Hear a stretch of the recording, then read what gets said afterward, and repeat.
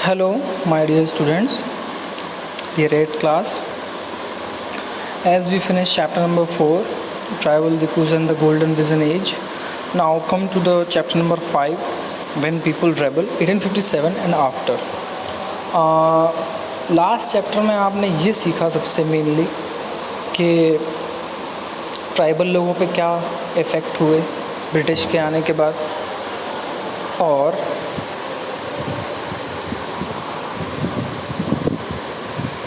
Tribal मतलब लोगों की ज़िंदगी में क्या बदलाव आए जब ब्रिटिश आ चुके थे इंडिया में।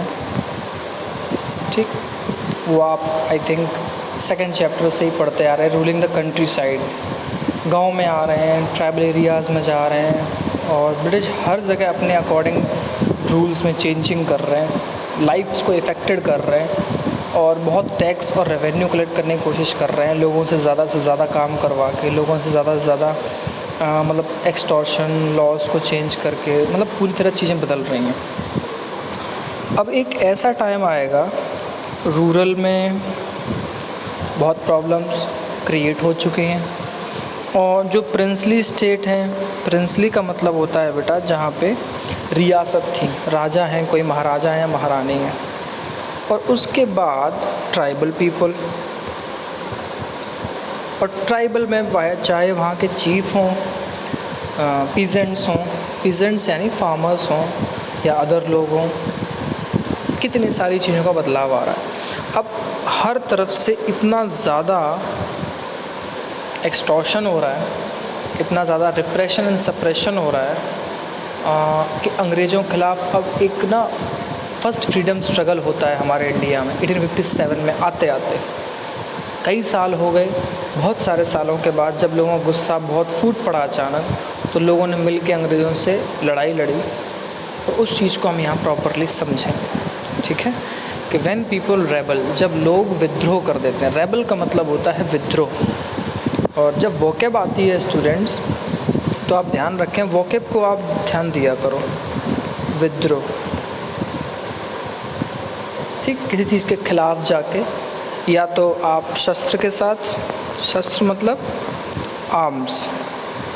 आर्म्स के साथ, जो आर्मरीज होती हैं, हथियारों के साथ, जब आप किसी के साथ विद्रोह कर देते हैं वो रिवोल्ट होता है। और वैसे रेबल होता है कि लोगों के अंदर जो गुस्सा है। रेबल और रिवोल्ट एक तरह से सिमिलर वर्ड रहेंगे, आप इसको और बेहतरीन समझेंगे। ठीक है, चलिए स्टार्ट करते हैं। पिक्चर्स दी हुई हैं बेटा यहाँ पे, कई सारे वर्ड्स आपको थोड़े अजीब लगेंगे। सिपाही को सिपॉय बोलते थे ब्रिटिश, पीजेंट्स यानी कि जो सिपाही हैं और किसान हैं। Gather forces in the revolt that spread across the plains of north 1857। एक पोर्ट्रेट खींचा है, कोई ऊँट पे है, कोई कैसे है, कोई भाले लिए है, कोई तलवार के साथ है, हाथी पे है, और ये कुछ ताजमहल जैसी बिल्डिंग दिखाई आई थिंक, उसके आसपास कोई पोर्ट्रेट खींचने की कोशिश है कि इस तरह के जो लोग हैं, चाहे सिपाही हों या किसान, उनके बीच की लड़ाई के पिक्चर्स बने। अब हम यहाँ से स्टार्ट करेंगे। Policies and the people. उस टाइम ऐसा क्या था? पॉलिसी क्या होती है बेटा? आपकी नीतियाँ। नीतियाँ यानी आपके रूल्स कैसे हैं, आपके रेगुलेशन कैसे हैं, दोनों ही चीज़ों पे ध्यान देना है। और उसके बाद वहाँ के लोग, दोनों पे बात करेंगे। पॉलिसीज़ तो अंग्रेज़ कभी हमारे फेवर में बनाते ही नहीं थे, तो आप भी जानते हो। ट्राइबल वाला चैप्टर ही आप पढ़ के देख चुके हैं। कंट्री साइड में जो एडमिनिस्ट्रेशन चल रहा था, आप उसको भी पढ़ के देख चुके हैं, पर आपने ये सारी चीज़ें समझी थी। आपने सब्सिडी अलायंस भी पढ़ा था, पैरामाउंट्स ऑफ पावर भी पढ़ा था, ये सारी चीज़ें पढ़ी थी। In the previous chapters you looked at the policies of east India company, कि ईस्ट इंडिया कंपनी किस तरह से अपने नियम कानून कायदों को बनाती थी, कि वो सिर्फ़ और सिर्फ हड़पने की चीज़, अपने फ़ायदे की चीज़ और अपने आप को आगे बढ़ाने की चीज़ों को ही आगे करती थी। And the effect they had on different people, और इसका बहुत ज़्यादा असर अलग अलग लोगों पे अलग अलग तरीके से होता था। चाहे राजा महाराजा हों, क्वींस हों, पीजेंट्स फार्मर हों, लैंडलॉर्ड ज़मींदार लोग हों, ट्राइबल लोग हों, सिपाही लोग हों, सब डिफरेंट तरीके से अफेक्टेड थे, सभी लोग परेशान थे। You have also seen how people resist policies और हमने ये भी पढ़ा था, आपको याद है, बिरसा मुंडा बेटा रेसिस्ट ही तो कर रहे थे। रेसिस्ट मतलब विरोध करना, किसका? ब्रिटिशर्स का, उनकी पॉलिसीज़ का, उनके लॉज का, जो वो हमारे खिलाफ बना रहे थे, हमारे अगेंस्ट कर रहे थे। एंड एक्शंस, और वो सारे कदम जो अंग्रेज उठाते थे उसके खिलाफ यहाँ के लोग विरोध भी करते थे। दैट हार्म देयर इंटरेस्ट, जिनकी वजह से उनके खुद के जो अच्छी चीज़ें थीं, खुद के उनके मतलब उनके फेवर में चीज़ें होती थी, वो इफ़ेक्टेड हुई थी। किसकी? हमारे लोगों की, हमारे पूर्वजों की, ट्राइबल्स, रूरल्स, लैंडलॉर्ड, एवरीथिंग। और गो अगेंस्ट देयर सेंटिमेंट। और सबसे बड़ी बात, सेंटिमेंट्स क्या होता है पता है? आपकी और हमारी फीलिंग्स, आपके और हमारे भाव, आपके और हमारे दिल की बात, उसको भी हर्ट करते थे अंग्रेज़ हर तरीके से, रिलीजियसली भी, अदर तरीक़ों से भी, सोशल तरीक़ों से भी, नियम कायदे परंपराओं को हंसी मजाक बनाना और एवरीथिंग, बस उसमें वो मौकरी करते थे अंग्रेज। ठीक है, अब हम स्टार्ट करेंगे नवाबों से। ठीक है, nawabs lose their power. Second topic है कि अब आप देखेंगे, क्योंकि नवाब भाई आप एक तरह से तो समझ ही सकते हैं कि नवाब बड़े लोग होते हैं, राजाओं की तरह होते हैं, बस क्योंकि वो कोई उर्दू का वर्ड है तो आप बस इतना समझ लीजिए, नवाब राजा ये एक ही कैटेगरी के लोग होते हैं। अब नवाब धीरे धीरे अपनी पावर को लूज़ कैसे कर रहे हैं, उस चीज़ को पढ़िए। Since the mid 18th century nawabs and rajas had seen their power erode. Erode का मतलब कम होना। चाहे राजा लोग हों चाहे नवाब हों, दोनों ही लोगों ने दोनों ही तरह के लोगों ने अपनी अपनी पावर्स को कम होते हुए देखा। They had gradually lost their authority and honour. और धीरे धीरे, ग्रेजुअली का मतलब क्या होता है स्टूडेंट्स? धीरे धीरे। लॉस देयर अथॉरिटी, अथॉरिटी का मतलब क्या होता है स्टूडेंट्स? एक तरह से पावर इन इटसेल्फ, खुद में जो पावर होती है, खुद का जो वजूद है, वो धीरे धीरे खोते जा रहे हैं और सम्मान भी खो रहे हैं। ठीक, resident had been stations in many courts. Residents मतलब समझ लीजिए आप पहले बेटा, रेजिडेंट क्या है? जो ब्रिटिश थे, ब्रिटिश लोग अपने में से ही एक ऑफिसर को चूज़ करके राजाओं के यहाँ रखते थे। ध्यान रखना आप, रेजिडेंट एक तरह से क्या, कोई रहने वाला, लेकिन कैसे रहने वाला? कि वो ब्रिटिश की तरफ से राजाओं क्या रहता था, ये देख के कि ये रेजिडेंट आपके यहाँ देखेगा, संभालेगा, कोई बात होगी तो हमें इन्फॉर्म करेगा और हम आपकी तरफ से चीज़ों को सुलझाने की कोशिश करेंगे। इनडायरेक्टली उसका क्या मतलब है? इनडायरेक्टली ये मतलब है कि वो रेजिडेंट तो बेटा अंग्रेज़ों को ही साथ देगा, वहाँ की सारी खबरें अंग्रेज़ों को देगा। The freedom of the rulers reduced. और जो बेटा कई तरह के रूलर्स थे, राजा थे, उनकी आज़ादी भी छीन ली अंग्रेज़ों ने। Their armed forces disbanded. उनकी जो बेटा सेनाएं होती थी, आर्मी थी, उसको भी तोड़ दिया, कमज़ोर कर दिया, कम कर दिया। एंड देयर रेवेन्यूज़, और उनकी जो टैक्स पॉलिसीज़ हैं, राजा महाराजा अपने जगह पर जिस तरह का टैक्स वसूलते थे, अपने राज्यों को चलाते थे, वो भी कम कर दिया। And territories taken away by stages. Stages का मतलब है एक एक करके धीरे धीरे उनकी ज़मीन अंग्रेज़ों ने अपने कब्जे में ले ली।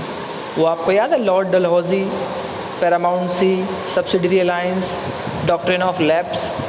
तो क्या आप गोद नहीं ले सकते? तो रानी लक्ष्मीबाई के कोई पुत्र नहीं था, उनकी ज़मीन हड़पने के लिए लड़ाई हुई, रानी लक्ष्मीबाई की डेथ हुई, स्ट्रगल लड़ा, बहुत सारी चीज़ें, सतारा, अवध, कानपुर, कितने सारे स्टेट को अपने अंडर मिला लिया अंग्रेज़ों ने। तो धीरे धीरे करके वो सारी चीज़ें होने लगी। आगे, many ruling families tried to negotiate with the company to protect their interest. भाई ऐसे बहुत से शाही परिवार थे जिन्होंने कोशिश तो बहुत की।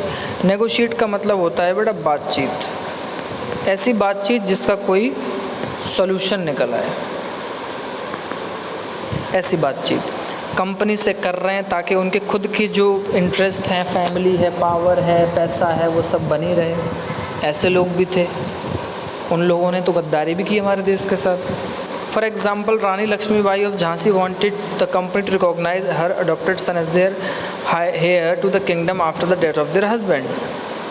अब रानी लक्ष्मीबाई तो अपने लिए बहुत लड़ी, बट जो सिंधिया थे, कहाँ के? ग्वालियर के, वो अपने नेगोशिएशंस के लिए, अपने इंटरेस्ट के प्रोटेक्शंस के लिए अंग्रेज़ों के साथ मिल गए थे। बट रानी लक्ष्मीबाई ऐसी थी जो नहीं झुकी थी, उसने कहा वो चाहते थे कि कंपनी उनके बेटे को, जो कि गोद लिया हुआ पुत्र है, अंग्रेज़ों ने देखा कि यहाँ गोद लेने की परंपरा बहुत है, तो उन्होंने कहा गोद लेने की परंपरा ही ख़त्म कर दो।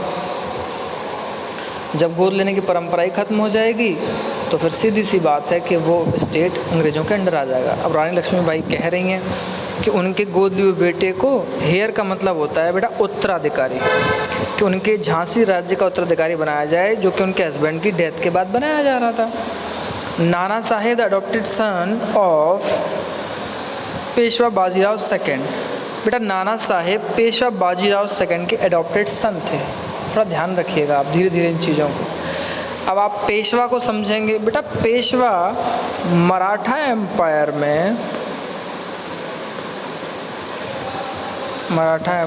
में पीएम जैसा होता था, प्राइम मिनिस्टर कह सकते हैं आप, सबसे पावरफुल इंसान।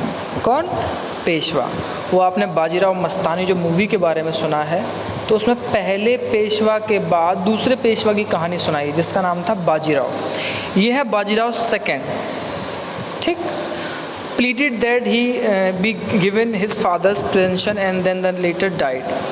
तो भाई नाना साहेब बाजीराव के लिए पेंशन के लिए प्लीड करते रहे, मतलब उम्मीद जगाते रहे कि अंग्रेज उनको पेंशन भी देंगे। यानी अंग्रेज़ों ने इतना परेशान किया हुआ था उस टाइम हर एक चीज़ से कि उस टाइम पेंशन यानी कि जो खर्चे पाने के लिए मतलब सैलरी या अमाउंट आता है वो भी नहीं मिल पा रहा था, और बाद में उनकी डेथ हो गई।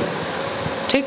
आगे However, the company confident of its superiority and military powers। अच्छा हुआ नहीं, कंपनी को लगता था युद्ध भी होगा तो हमारी ताकत बहुत ज़्यादा है और हमारी मिलिट्री पावर भी बहुत ज़्यादा है।